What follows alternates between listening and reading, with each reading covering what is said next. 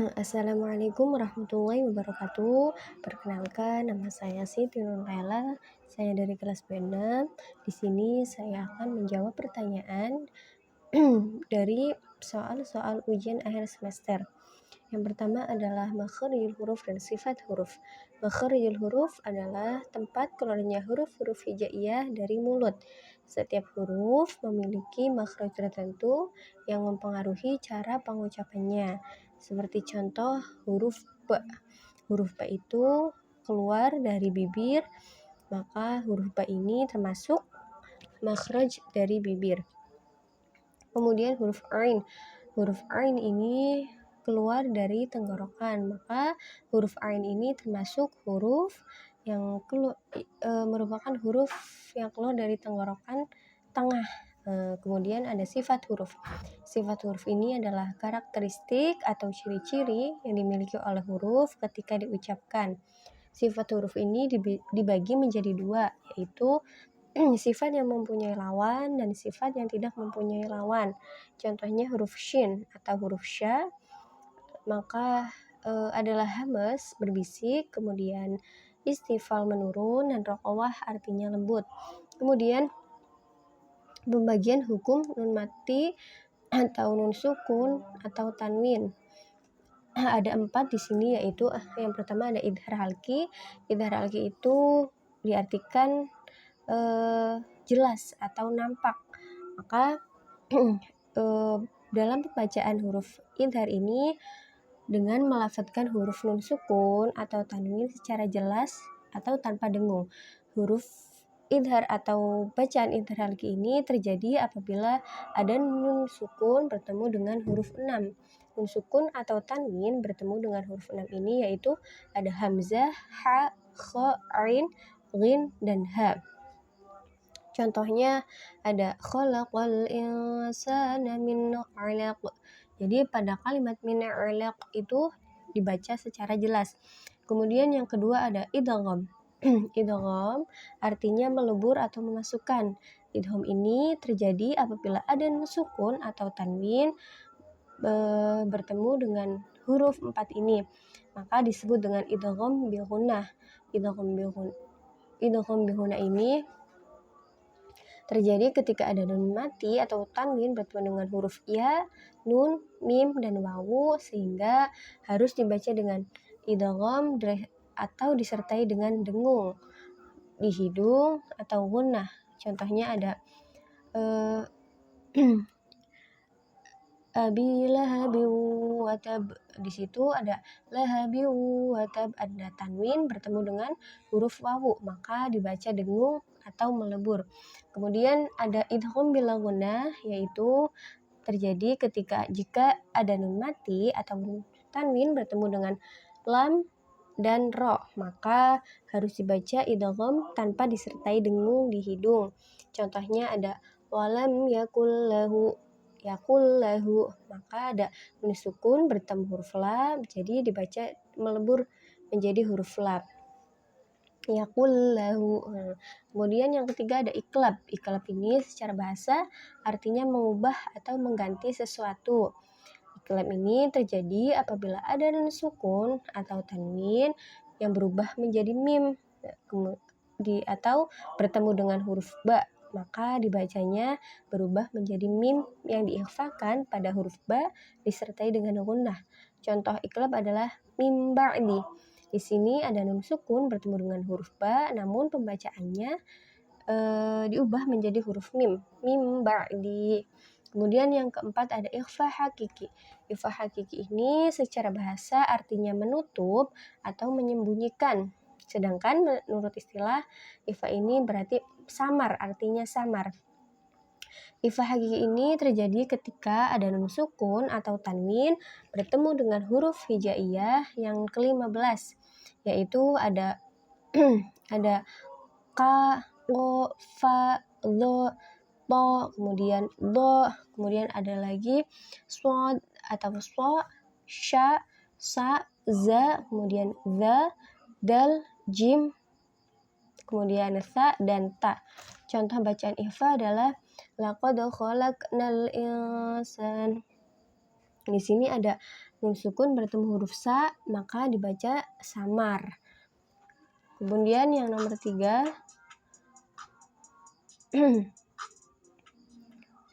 kemudian yang nomor 3 adalah pembagian mad dan macam-macamnya. Mad di sini adalah perpanjangan bacaan huruf hijaiyah yang terdiri dari beberapa macam. Di sini ada mad tabi'i, mad wajib mutasil, mad jaiz munfasil, kemudian mad arid sukun, dan yang terakhir adalah mad lazim. Mad tabi'i adalah mad yang perpanjangannya adalah 1 alif atau 2 harokat. Contohnya qola. Kemudian yang nomor 2 mad wajib mutasil, yaitu mad yang bertemu dengan hamzah dalam satu kalimat, maka panjangnya 4-5 harokat. Contohnya ja'a.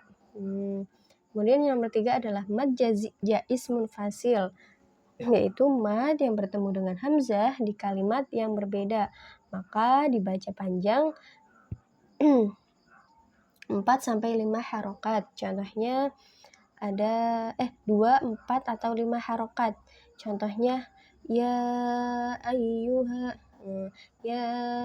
ayyuhalladzina.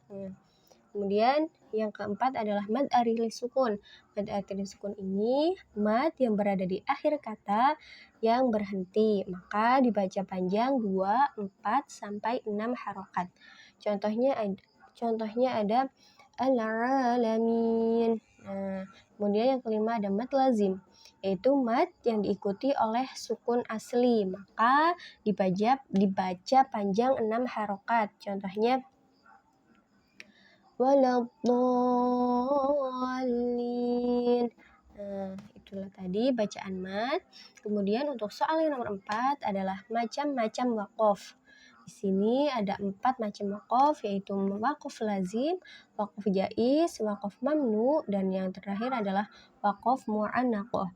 Yang pertama waqaf lazim. Waqaf lazim itu artinya wajib berhenti pada tanda waqaf.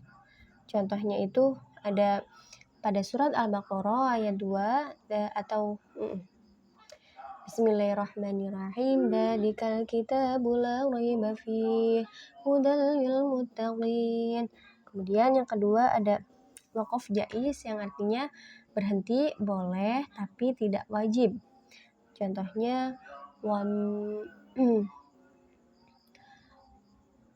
ma tuqaddimu li anfusikum min khairi tajiduhu 'indallah. Di situ ada tanda waqaf jaiz, jadi berhenti boleh tapi tidak wajib.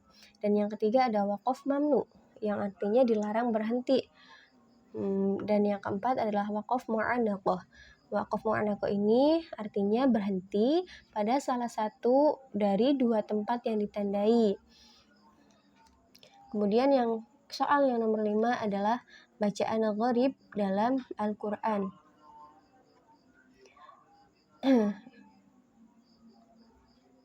Bacaan gharib dalam Al-Quran itu ada 7. Yang pertama adalah ismam atau artinya itu memasukkan unsur dhammah pada sukun dengan cara memoncongkan bibir. Contohnya qalu ya abana malaka la ta'manna. Dalam lafaz la ta'manna itu ada bacaan ismam di mana bacaannya harus memoncongkan bibir. Kemudian yang kedua adalah imalah. Imalah artinya belok atau dalam istilah qiraatnya berarti menyembunyikan fathah ke arah kasroh sehingga bunyinya menjadi e. Contohnya wa qala rakabu fiha bismillahi majraha wa mursaha.